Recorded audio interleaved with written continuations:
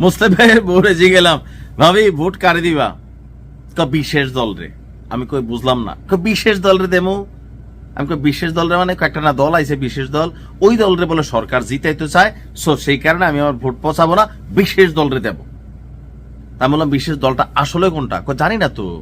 ওই বিএনপি যখন নির্বাচনী প্রচারণায় বক্তব্য দেয় তখনও তারা কয় একটা বিশেষ দলকে সরকার জিতাইতে চায়। আবার জামাত যখন নির্বাচনী বক্তব্য দেয় তারাও বলে একটা বিশেষ দলকে সরকার সাপোর্ট দিচ্ছে। এনসিপি যখন বক্তব্য দেয় তখন তারাও বলে একটা বিশেষ দল। তো ভাবি মনে করছে ওই বিশেষ দল আসলেই কোনো দল, এটা আসলে কোনো দল না। তবে এই যে তিন দলের যারা প্রধান নেতারা আছেন বা কর্মীরা আছেন তারা যখন বক্তব্য দেন বিশেষ দল, তখন জনগণের মধ্যে কি আসলে প্রশ্ন ওঠে বিশেষ দল নাকি নাম মুখে নিবে না ভাসুরের দল কিন্তু এক দল আরেক দলের প্রেক্ষিতে এই কথাগুলো বলছে। আসলে কিন্তু বিএনপি জামাতের নাম নিচ্ছে না, জামাত বিএনপির নাম নিচ্ছে না, এনসিপি আবার বিএনপির নাম নিচ্ছে না, বিএনপি আবার এনসিপির নাম নিচ্ছে না। মানে সরকারকে নিয়ে তাদের একটা টেনশন আছে। তবে এই টেনশনকে দূর করে দিবে ওয়ান এন্ড অনলি ব্লুটুথ বয়, বাংলাদেশ সেনাবাহিনীর প্রধান জেনারেল ওয়াকারুজ্জামান। খুবই কড়া বক্তব্য এসেছে। আর এটা সেন্টেন্সগত দিক থেকে আপনার অনেকটা শাসনমূলক ওয়ার্ড। শব্দটা হচ্ছে আমার দেশ পত্রিকার যে লিড নিউজ, নির্বাচন নিরপেক্ষ এবং সুষ্ঠুভাবে সম্পন্ন করতে হবে। এখানে কিন্তু আপনার একটা নির্দেশনা আসছে as a army chief, so command করাই ওনার কাজ। শব্দটা সম্ভবত অনেকটা এরকমই আসছে। অথবা একটা কি বলা হয় যে জনগণের প্রতি বা সরকারের প্রতি বা নির্বাচন কমিশনের প্রতি একটা কঠোর বার্তা দেওয়া হয়েছে। কোনটা?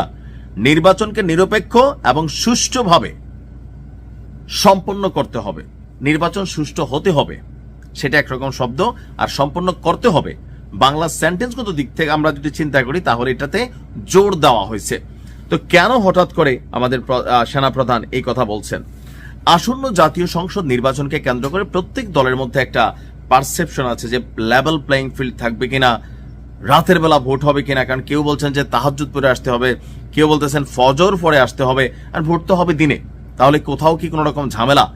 তো এই বিষয়গুলো নিয়ে আন্তর্জাতিকভাবে দেশীয়ভাবে নানান বক্তব্য আছে। খোদ জামাত তারা ইউর কাছে বলেছে যে নির্বাচনের লেভেল প্লেইং ফিল্ড এবং নির্বাচনের দিন নিয়ে তারা শঙ্কিত আছে। তো এই যে শঙ্কা, জনগণের একটা অংশ মনে করছে নির্বাচনের দিন কোনো ভেজাল হয় কিনা, নির্বাচনে যাবো কিনা, ভোট কেন্দ্রে ভোট দেবো কিনা। আমি মনে করি আপনি অবশ্যই ভোট দিবেন।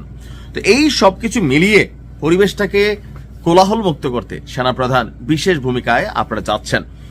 সেনাবাহিনী এই নির্বাচনকে কেন্দ্র করে সর্বোচ্চ লেভেলের ইফোর্ট দিবে ঘোষণা সেনাপ্রধানের। পাশাপাশি তিনি বলছেন যে এই জাতীয় সংসদ নির্বাচনকে শান্তিপূর্ণ, নিরপেক্ষ এবং সুষ্ঠুভাবে সম্পন্ন করার লক্ষ্যে সবাইকে একসাথে কাজ করতে হবে।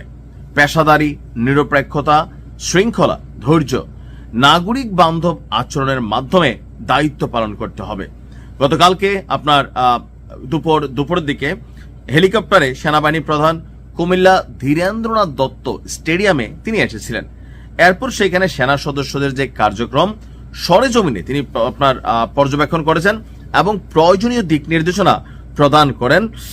তো ওনার বক্তব্য হচ্ছে যে এই জাতীয় সংসদ নির্বাচনে এবং গণভোটে সার্বিক আইন শৃঙ্খলা পরিস্থিতি মূল্যায়ন এবং in aid to the civil পাওয়ার এর আওতায় মোতায়েনরত যারা সেনাবাহিনীর সদস্যরা আছেন তাদের প্রতি তিনি এই বার্তা দিয়েছেন। সেনাপ্রধান কুমিল্লা জেলা প্রশাসনের সম্মেলন কক্ষে ঊর্ধ্বতন সামরিক কর্মকর্তা, বিভিন্ন জেলার আইন শৃঙ্খলা রক্ষাকারী বাহিনী এবং অসামরিক প্রশাসনের কর্মকর্তাদের সাথে মত বিনিময় করেন। অর্থাৎ এই নির্বাচনটাকে নিয়ে সবার মধ্যে একটা পারসেপশন কিন্তু আছে। ডক্টর ইউনূসের জন্য একটা চ্যালেঞ্জ আছে।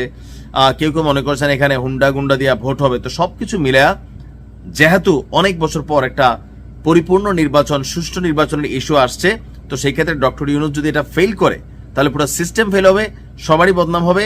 আর সেই জন্য সেনাপ্রধান বলেছেন এবার ভোট কেন্দ্রে ভোট দখল থেকে শুরু করে কোনো কিছুরই সুযোগ নাই। আইন শৃঙ্খলা বাহিনী, বিশেষ করে সেনাবাহিনী নির্বাচনকে সুষ্ঠু করতে সর্বোচ্চ লেভেলে রাষ্ট্রকে সাপোর্ট দিবে। ভালো থাকুন। আসসালামু আলাইকুম।